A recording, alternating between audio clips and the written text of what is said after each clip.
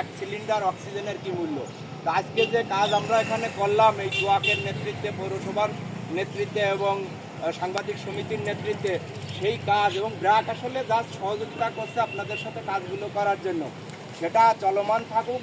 আমরা চাই মানুষ টাকা খরচ করে আর তাহিরপুর সুনামগঞ্জে শিমুলবন দেখতে যাবে না, মানুষ আসবে এই সাগরকন্যা কুয়াকাটাতে।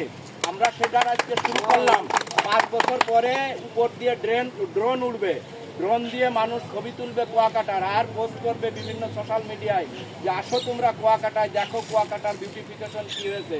এই 5টা বছর সবাই একটু ধৈর্য ধরে আজকে যেমন দায়িত্ব নিয়েছেন, আমি আহ্বান করছি আগামী দিনগুলোতে এই 4 বছর আপনি যদি একটু দায়িত্ব নেন, গাছগুলোকে বাঁচিয়ে রাখতে পারেন, 4 বছর পর থেকে সোনালু এবং কৃষ্ণচূড়া এবং জারুল 3টা ফুলই চলে আসবে। সো এই বিউটিফুল কুয়াকাটাকে, সাগরকন্যা কুয়াকাটাকে সত্যিকারের কুয়াকাটা তখনই করতে আমরা সফল হব। ধন্যবাদ সবাইকে, থ্যাংক ইউ এবং কৃতজ্ঞতা প্রকাশ।